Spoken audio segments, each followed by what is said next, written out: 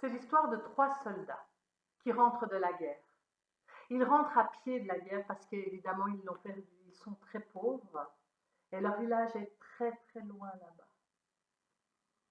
Tout en marchant, le premier des soldats dit: « Ça fait au moins 2 jours que j'ai rien mangé, je rêve d'un bon repas. » Le second dit: « Ça fait 1 semaine qu'on marche et qu'on dort dans la nature, je rêve d'un bon lit. » Le troisième soldat leur dit: « Mais taisez-vous et marchez, plus vite on marchera, plus vite on rentrera chez nous. »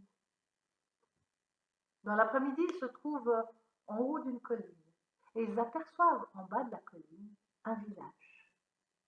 Et les 3 soldats se disent: « Chouette, les gens vont pouvoir nous donner à manger. » Mais dans le village, les habitants ont peur des étrangers. Si bien quand ils aperçoivent les 3 soldats là-haut, ils se mettent ensemble et se mettent à discuter. « Oui, mais on sait que les soldats ont toujours faim, ils vont nous demander à manger, qu'est-ce qu'on fait ?» Et les villageois décident de cacher leur nourriture, toute leur nourriture. Les carottes sous les couvertures, le lait dans le puits, la viande dans le grenier. Lorsque les 3 soldats ont descendu la colline, ils frappent à la première porte de la maison. C'est une dame qui ouvre et les 3 soldats leur demandent à manger. La dame fait un visage de circonstance. « Mais nous n'avons rien à manger, la récolte a été très mauvaise, passez votre chemin. » Les soldats s'excusent et vont frapper à la 2e porte.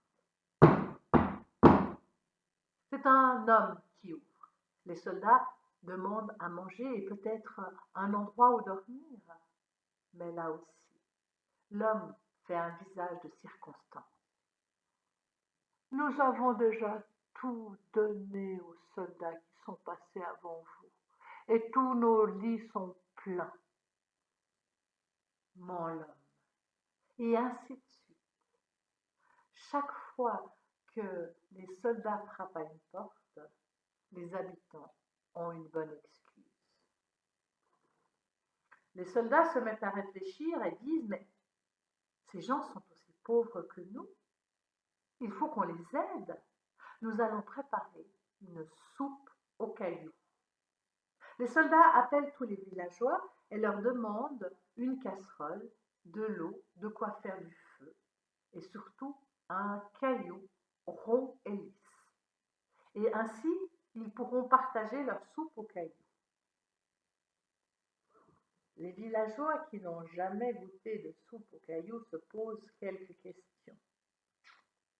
Mais la curiosité prend le dessus. Ils ont tous envie de goûter cette fameuse soupe aux cailloux, si bien qu'ils amènent une casserole, de l'eau, ils font un feu, ils trouvent un magnifique caillou.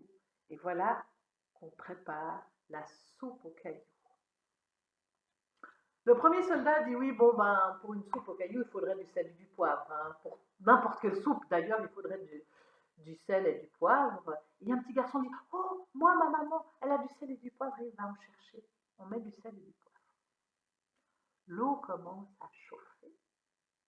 L'un des soldats dit: « Vous savez que c'est ma tante qui préparait la soupe aux cailloux à l'époque, et elle disait toujours, pour qu'une soupe aux cailloux soit moelleuse, il faudrait un chou.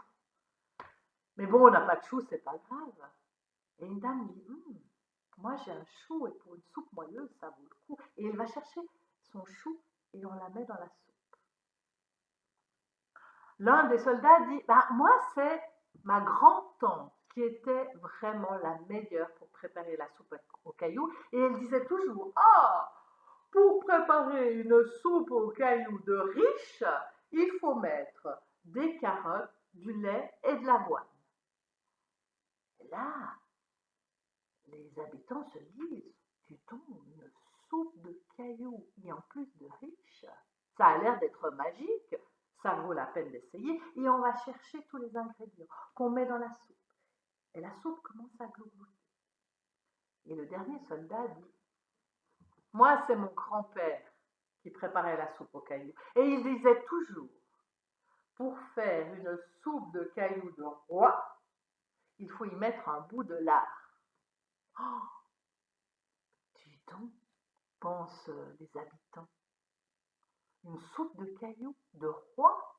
Mais c'est incroyable, mais ça vaut vraiment la peine de goûter ça. Et on va chercher du lard qu'on met dans la soupe. Ça bouillonne, ça commence à sentir bon. Et au bout de quelques temps, les soldats disent c'est prêt. Mais pour manger de la soupe aux cailloux, ben, faut qu'on installe une grande table.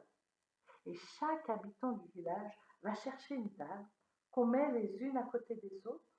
Et ça fait une longue table au milieu du village. On a apporté des sièges, des bancs, des tabourets, évidemment des couverts, des bols, et on sert la soupe aux cailloux. Quand tout le monde est servi, eh bien on la mange. Et les habitants trouvent la soupe tellement bonne que l'un d'eux dit mais avec une soupe pareille, il faut du pain. Je suis d'accord avec toi, mais il faut aussi du cidre. Et on va chercher du pain, et on va chercher du cidre. Et on se régale. Et comme tout le monde s'est bien régalé, il y en a un qui se met à chanter. Et puis comme il chante, l'autre se met à danser. Et on fait la fête comme on n'a pas fait la fête depuis tellement longtemps, jusqu'au bout de la nuit. Si bien qu'évidemment, on a trouvé un coin pour faire dormir les pauvres soldats. Le lendemain matin, lorsque ceux-ci doivent partir pour rentrer chez eux, tout le village est là. Et tout le village les remercie, car dorénavant, plus personne n'aura faim dans le village puisqu'on connaît la recette de la soupe aux cailloux.